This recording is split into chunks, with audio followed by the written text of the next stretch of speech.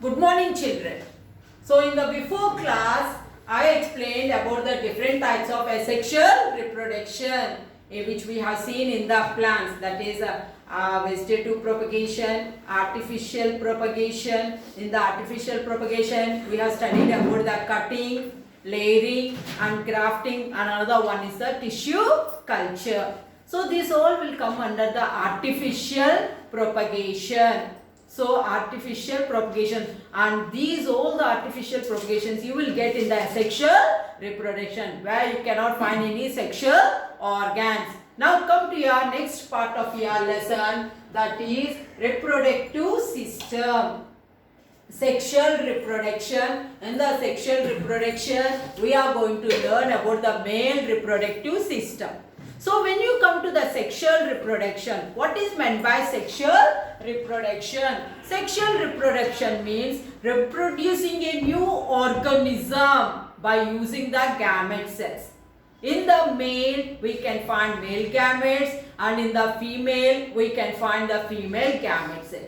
Male gamete cell is the sperm and female gamete cell is the ovum. So here in the sexual reproduction, the fusion of male and female gamete will take place to produce a new organism. So here the fusion of male and female gamete is called as fertilization. The fusion of male and female gamete is known as fertilization. So when you come to the fertilization, depending upon the place where the fertilization takes place, inside or outside the body of the organism, it is classified into two types. One is the external fertilization and two is the internal fertilization. One external fertilization and two internal fertilization. Here external fertilization means if the fertilization takes place outside the body of female organism, then it is called external fertilization. In the word itself we are having the meaning external, outside. Outside means outside the female body is called external fertilization. Best example for this is fish and frog. These fishes and frogs leaves the eggs from the body of the female into the water. In the water, the male organism, it releases the sperms, and in the water the fertilization takes place. That is the fusion of male gamete and female gamete. Completely the fertilization will be outside the female body. That is why it is called as external fertilization. Example, fish and frog. Next come to the internal fertilization. Internal fertilization means here the fertilization takes place inside the body of the female organism. So it is called internal fertilization. Best example for this is human being, cow, goat, sheep, all the organisms, many organisms you will get under the internal fertilization, especially in the mammals you can include in the internal fertilization. So best example for internal fertilization is a human being, and external fertilization is a fish and frog. This fertilization process you can find only in the organism which will undergo sexual reproduction. When you come to the sexual reproduction, for undergoing this sexual reproduction, we require two organisms, that is one is male, another one is the female. And we require two gamete cells, that is one is male gamete, another one is the female gamete. The fusion of these gametes has to be taken place for undergoing a process called fertilization. So fertilization you can find only in the sexual reproduction. Okay. So now if you come to the sexual reproduction, you can find the variations in the organism. More variations you can find in the sexual reproduction. Okay, then some of the characters from the parent plant or from the parent organism, it is passed to the offspring in the sexual reproduction. When you come to the sexual reproduction, already I said we require two organisms, that is male and female. In the male and female, we require the sex organs, the male sex organ and the female sex organ. So today we are going to learn about the male's reproductive system. Today we are going to learn about the male reproductive system. This is the male reproductive system. If you are having the notebook, take the book, and once you open your textbook, see the diagram and practice the diagram. This is very important for 5 marks diagram. So male reproductive system. What are the parts involved in the male reproductive system?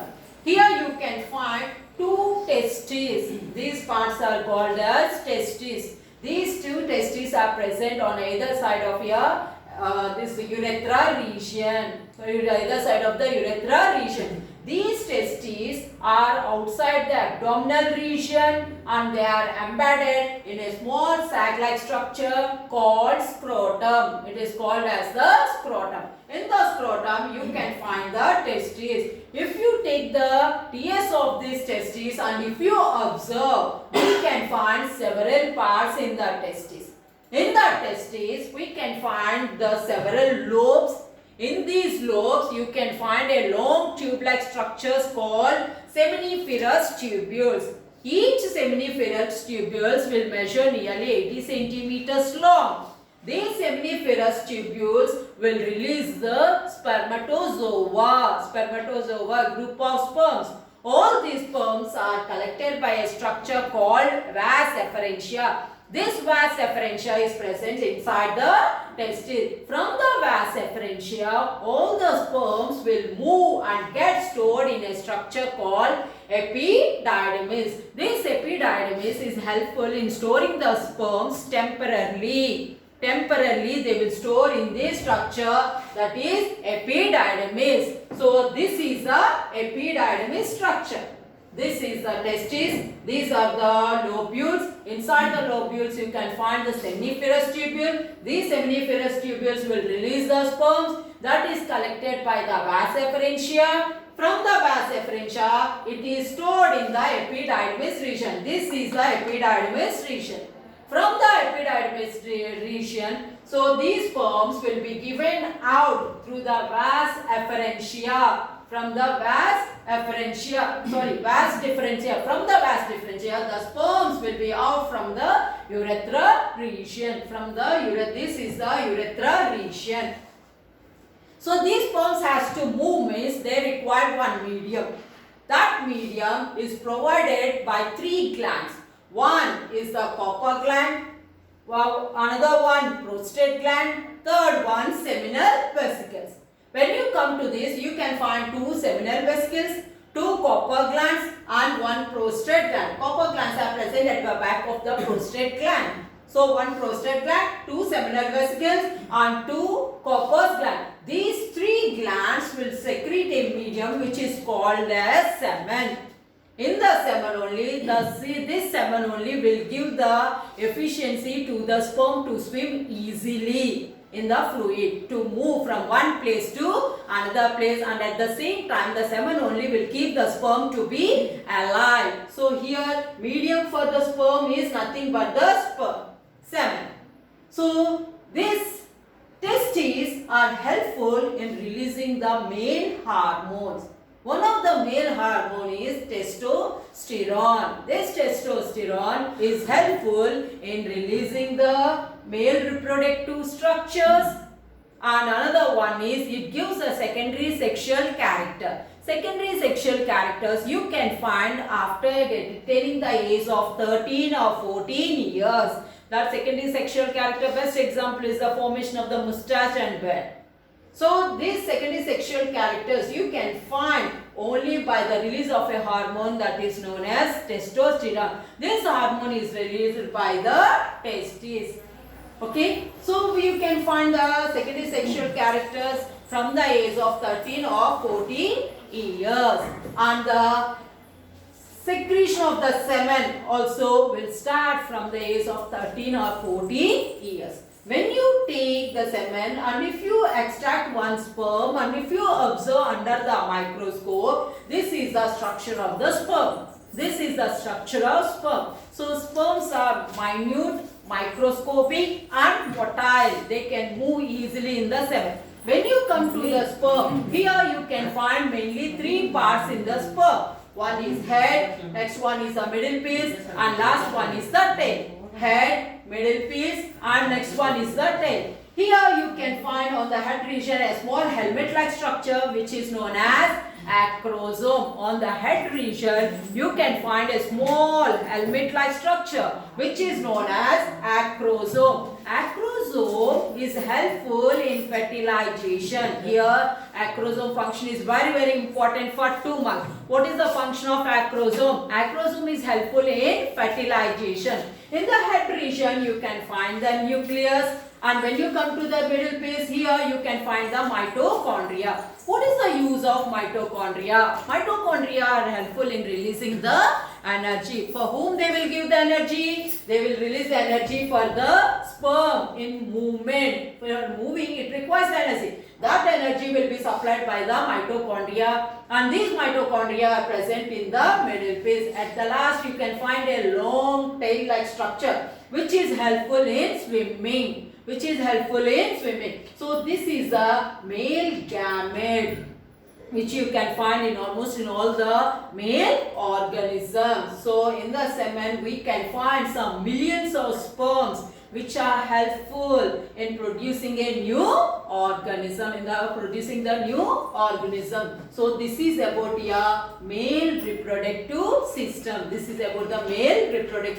So here when you come to this fertilization, 2 types of fertilization, that is external fertilization, internal fertilization. Example for the external, fish and frog, and internal fertilization, best example is a human being. So when you come to this testes, the main parts in the male reproductive system is 2 testes and vas efferentia are present inside. These are the vas deferens structure, a long tube-like structure. These are called as vas deferens, and these come and joins near the prostate gland. This is the prostate gland, and from the prostate gland they will be out. Here this is known as penis, and the inner part is known as the urethra region.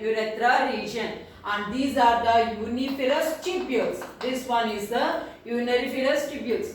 So as urinary tract. This one is the urinary tract. And these are the seminal vesicle, and at the back you can find the corpus gland, and this is the prostate gland. This is the male reproductive system of human being. I am going to explain the female reproductive system in the next class. So you people practice this male reproductive system in your book and the sperm cell in the book. Okay, this is the sperm, and here main parts are acrosome, head region, middle piece and tail. In the middle piece you can find the mitochondria. In the head region you can find the nucleus, a round shaped structure nucleus. On the head region you can find the acrosome, which is helpful in fertilization in the female body. And tail is helpful in moving in the female body. So these testes are helpful in giving the secondary sexual characters in the man. Okay, so once you underline all the important points, this topic is very important. Okay ma, thank you.